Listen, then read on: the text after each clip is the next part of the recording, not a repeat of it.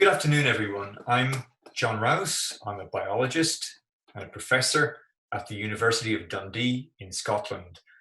And today I would like to tell you about the work that my research team is doing, all aimed at understanding the biological roles played by CDKL5 inside the cells that make up our bodies.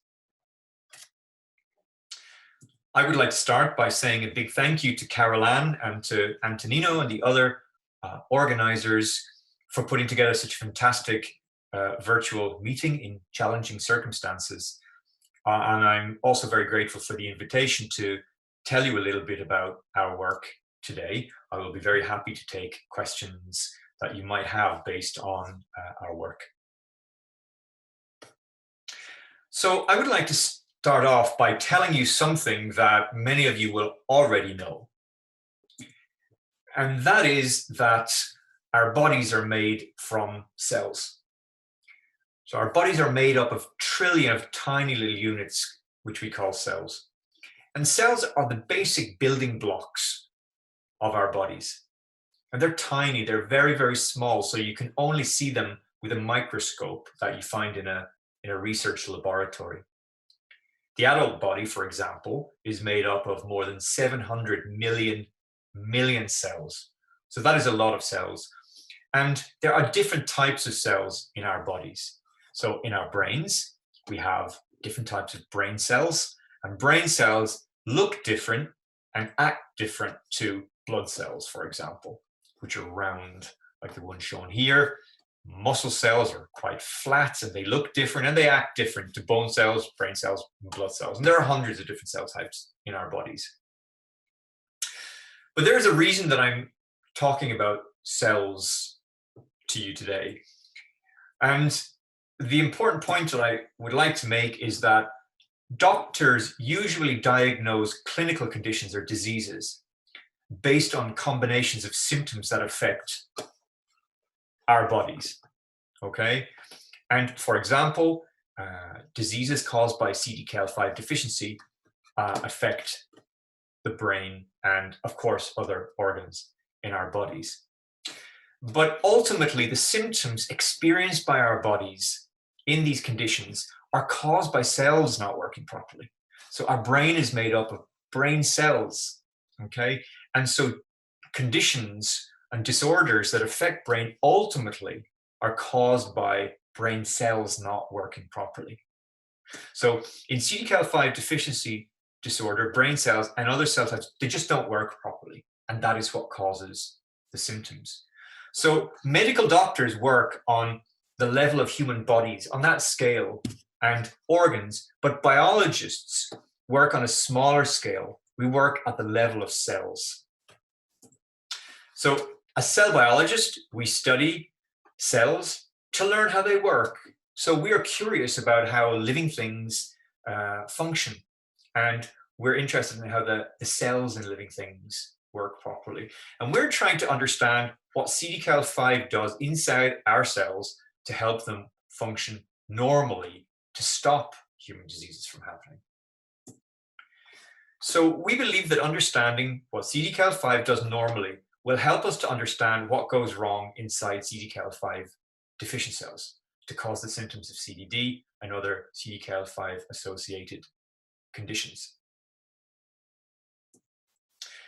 We also aim to understand what has gone wrong in cells with CDKL5 deficiency. So knowing what has gone wrong, we believe, should provide new starting points for developing new treatments. Ultimately, to correct the faults in cells with CDKL5 deficiency, we need to determine what CDKL5 does under normal conditions to keep them healthy. We're taking a basic biology approach to find out the roles played by CDKL5 in keeping cells healthy. So biologists use a special language or jargon that really only other biologists understand. And today I am trying very hard not to use terms that biologists use that might be confusing for you. But there are some scientific terms that I must use. because otherwise it will be very difficult to explain what we are doing on CDKL5. So CDKL5 is what we call a protein kinase. It's a protein, it's a kinase. So what does that mean? What is a protein kinase? Well, a protein kinase is a protein, but it's a tiny protein machine inside our cells that attaches chemical groups called phosphates to other proteins inside cells. So CDKL5 is like a machine moving around cells and attaching phosphate groups to other proteins, but not to all proteins, just to a very small subset of proteins inside our cells. So biologists would say that CDKL5 phosphorylates other proteins inside cells. That is what protein kinases do. They phosphorylate other proteins. So these are probably new terms for many of you, but bear with me. Here we see a picture of CDKL5, and it attaches a P or phosphate group to this protein here. That is what CDKL5 does. It attaches phosphate groups to other proteins inside cells. But the key thing is that it doesn't attach phosphate to any protein. It's very specific in the proteins that it will modify. And the key issue is to find the proteins that are phosphorylated by CDKL5, because that will tell us a lot about what CDKL5 does inside cells and how it keeps cells healthy. And until recently, very little was known about which proteins are really phosphorylated inside our cells by CDKL5. And two key studies that were published in scientific journals 3 years ago now resulted in a breakthrough in this area, because these studies identified a group of proteins that are phosphorylated by CDKL5. And this group of proteins phosphorylated by CDKL5 all share a common function inside our cells. And so that immediately gave biologists a clue about how CDKL5 keeps our brain cells healthy and how it keeps brain working normally. So I have to use another scientific word here, and that is the word microtubules, because CDKL5 phosphorylates proteins that control structures inside our cells called microtubules. So this is a picture, a different picture of a brain cell. And you can see that one of the main features of brain cell is this long section here, this long stretch, which is called an axon, okay? And this part of the brain cell here has what we call dendrites. And the ends of these dendrites are called synapses, and that is where brain cells make contact with other brain cells. But for these synapses and dendrites to work properly, they need proteins to be localized here. And what microtubules are like train tracks for trafficking proteins up into this part of the brain cell so that the proteins can go to these dendrites. And that means that this brain cell can make contact with other brain cells. So without brain cells making contact, there would be no brain function at all. So these microtubules are critical because they're like train tracks. So microtubules are like train tracks that run the length of our cells. And they're used for transporting cargo, just like on real train tracks. So cargo is trafficked to the synapses, these little junctions here, of brain cells, where cells make contact with other nerve cells. And these contacts are essential for all brain function. And so two groups that I mentioned, Sheila Altanier's research group at the Crick Institute in London and my research team in Dundee, discovered that CDKL5 phosphorylates proteins that control these microtubules. Okay, and the names of these proteins don't really matter for this talk, but they include MAP1S, CEP131, DLG5, and EB2. And all these proteins, they're found on microtubules and they help them work properly. So what we found was that CDKL5 deficiency prevents these microtubule proteins from becoming phosphorylated, which means that they don't do their job properly. And this means that CDKL5 deficiency results in microtubules not working properly. And when microtubules don't work properly, it means that proteins needed for these nerve cells to make contact with other nerve cells, they're not there in a high enough level for these cell contacts to work. So these findings could, in principle, explain the symptoms of CDD. They could explain why brain cells don't work properly and why that in turn would lead to conditions like CDD. But we don't yet know if it is a failure in microtubule function that causes CDKL5 associated disorders such as CDD, or whether other functions of CDKL5 in the cells are also relevant. And for that reason, it's really important to understand not just how CDKL5 controls microtubules, but all of the functions that CDKL5 has inside cells.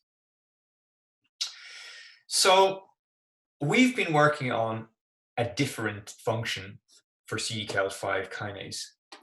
And it all involves not microtubules, but it involves this blue circle here, because this is a part of the cell which is called the nucleus. So all cells, or almost all cells, have a nucleus. And this is where the DNA is kept. So all of our chromosomes, all of our DNA, all of the genetic material inside cells is all kept in here. That's what the nucleus is. It's where the cell's DNA is kept. And the important point is that CDKL5 is found in the nucleus as well as on microtubules. So coming back to these different cell types that we find in the human body, blood cells have a nucleus, brain cells have a nucleus, bone, muscle, all of the hundreds of different cell types that make up the human body, they all have a nucleus. And the nucleus is the control center for each cell, because and I'm showing here a picture of real cells. These are brain cells taken actually from mice. And where you see a white color, that is a CDKL5. That is where CDKL5 is. So this is a picture of CDKL5 and where it is in brain cells from mouse.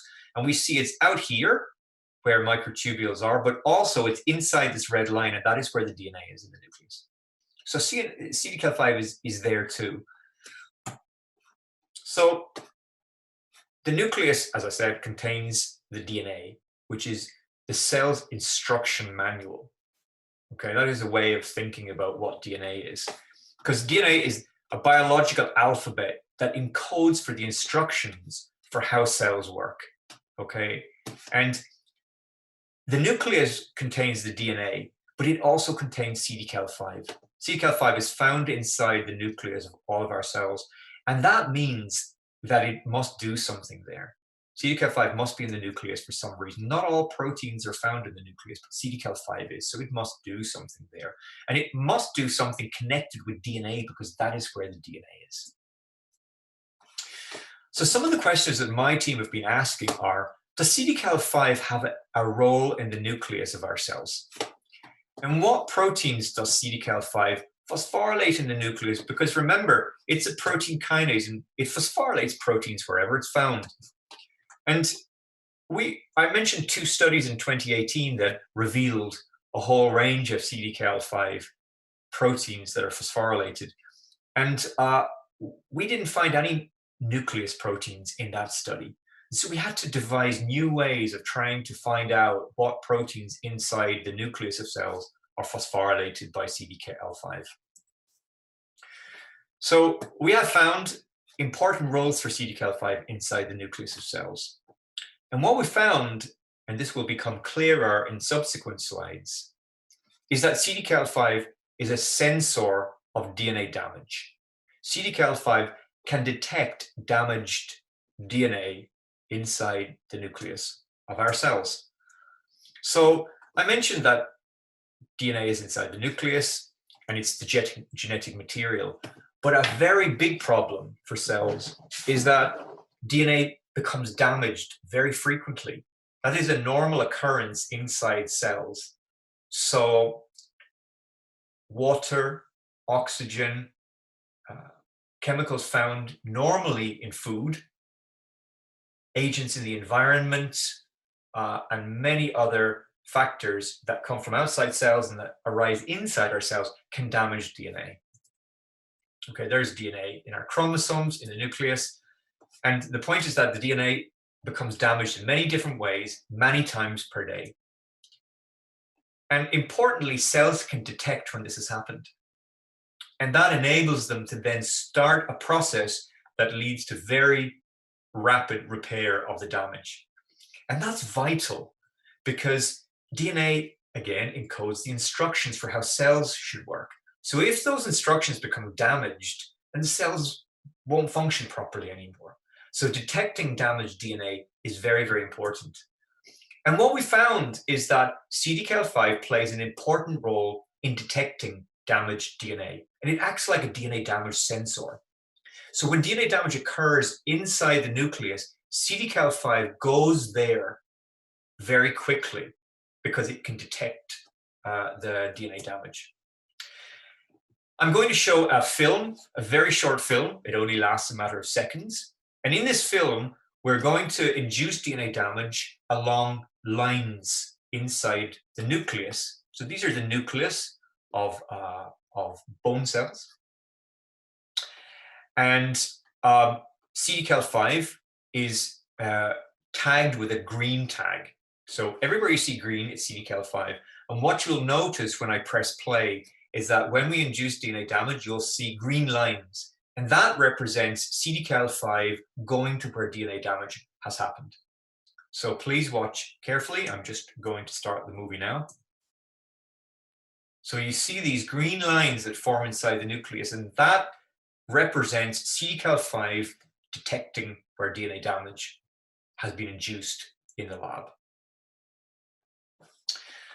So CDKL5 is a DNA damage sensor, and it protects cells from DNA damage. So it plays a role in detecting damaged DNA. It moves to where DNA damage is located in the nucleus. And we know a lot about exactly how it is that CDKL5 is able to detect DNA damage. We know a lot about that, and I'm not going to talk about that today. We know that it only detects DNA damage in very specific active parts of the nucleus. And when CDKL5 detects damaged DNA, it phosphorylates proteins that help protect the cells from harmful effects of DNA damage, okay? And that means that in cells deficient in CDKL5, they cannot deal with DNA damage properly. And these protective responses are not launched as they should. And we're doing a lot of work right now to try and understand exactly what that means. CDKL5 is a kinase, and I mentioned that it phosphorylates microtubule-associated proteins. But what about inside the nucleus? So we have identified a new set of proteins that CDKL5 phosphorylates only in the nucleus. This includes the proteins EP400, elongin A, and TTDN1. And so here we show a picture where CDKL5 can detect DNA damage, such as DNA breaks, and then phosphorylates these proteins EP400, elongin, and TTDN1. And in CDKL5 deficient cells, these phosphorylation events don't occur. They're faulty. And that means that the protective responses to DNA damage don't occur properly. So we found that CDKL5 deficiency blocks the phosphorylation of these nuclear proteins, and the failure of these proteins to become phosphorylated is a good biomarker, or could be a good biomarker for CDKL5. In other words, it could be a good diagnostic test for CDKL5 deficiency in the laboratory.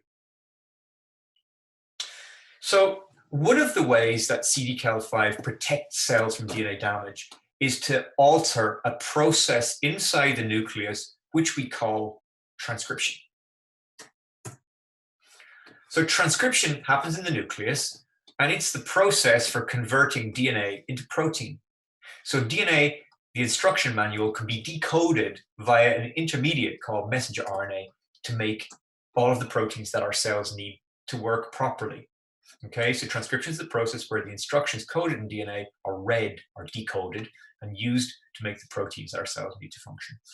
And the CDKL5 target proteins that we identified are all involved in transcription. So that said to us that CDKL5 controls transcription. It must. And so what we found is that in cells defective in CDKL5, transcription is faulty. And we think that as a result of that, cells might lack some of the proteins they need for brain to function.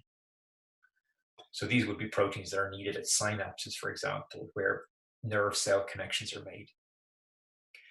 But a key question then is it a defect in transcriptional control ultimately that causes diseases such as CDD? The answer is we don't know yet. And it's a difficult idea to test for reasons that I can discuss later. But what we know is that CDD associated mutations in CDKL5 reduce the phosphorylation of proteins involved in transcription.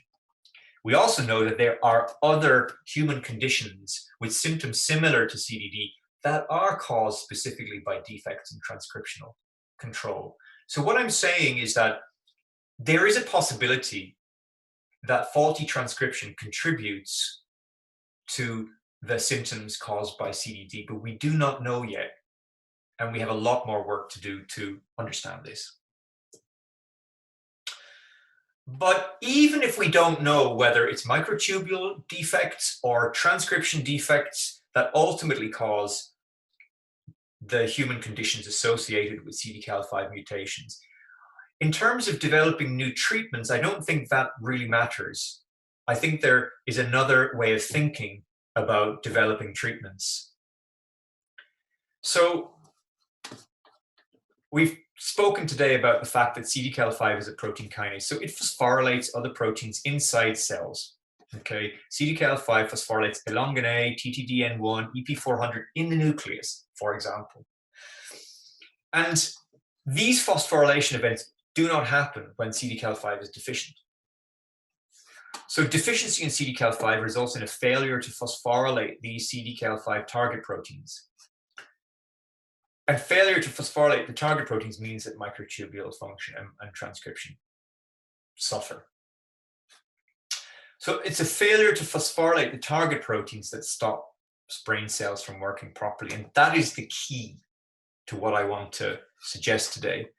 So one way to reverse CDD and other diseases caused by CDKL5 deficiency is gene replacement therapy. So putting back in CDKL5 into cells that are deficient. But there is another way to do this potentially, another way to make CDKL5 deficient cells work again. And that would be to try and restore or boost the phosphorylation of proteins that are phosphorylated by CDKL5, even though CDKL5 is not in these cells. So in normal cells, okay, in cells from people with full health, then CDKL5 is expressed normally. It phosphorylates the target proteins that we discussed today. Cells can work properly, and the result is full health. But in CDKL5 deficient cells, we know that CDKL5 is not working properly. So the proteins that are normally phosphorylated by this kinase are not phosphorylated, and that's what causes the problem. The result is faulty cell function and disease such as CDD. So what we are thinking of is, can we rebalance the defects seen in CDKL5 deficient cells? So in these cells, I mentioned the target proteins are not phosphorylated, but could we screen for drugs that will restore the phosphorylation of CDKL5 target proteins, even though CDKL5 is not present in these cells? Because if we could boost the phosphorylation of CDKL5 target proteins, we would in principle restore normal cell function. And this could in principle ameliorate the symptoms associated with CDKL5 deficiency. This is an idea. Right now, it's nothing more than an idea, But from the point of view of our research, this is what we are thinking, and this is a direction that we would like to take. To screen for drugs that restore the faulty phosphorylation of CDKL5 target proteins, we need better research tools than we have currently. So what we need are better tools to monitor the phosphorylation of CDKL5 target proteins, because it's the phosphorylation of these proteins we want to boost in cells that are defective in CDKL5. Specifically, we need rabbit monoclonal antibodies. So these are antibodies that will allow us in the research laboratory to detect very sensitively the phosphorylated forms of proteins like elongin A, for example, and CEP131. If we had these tools, we could start screening in principle for drugs that would restore the faulty phosphorylation of these proteins in CDKL5 defective cells. So these are the ideas that we have about how our research could be relevant to understanding CDKL5 deficiency disorder. We believe that the proteins that are phosphorylated by CDKL5 that we have identified could be good biomarkers. And we also believe that the phosphorylated proteins we identified could pave the way for screening for drugs that would boost the phosphorylation of these proteins and restore CDKL5 function in cells. These are some of the people that are on the team in my lab that is studying CDKL5. So the nucleus experiments were done by Taryn Canham and Ivan Munoz, who are two very talented scientists in my lab. But it's a multi-person effort, a multidisciplinary effort, and we are working very hard to try and understand what CDKL5 does. And I will stop there, and thank you very much for listening. And I do hope that I will be able to answer any questions that you might have at some point. Thank you very much.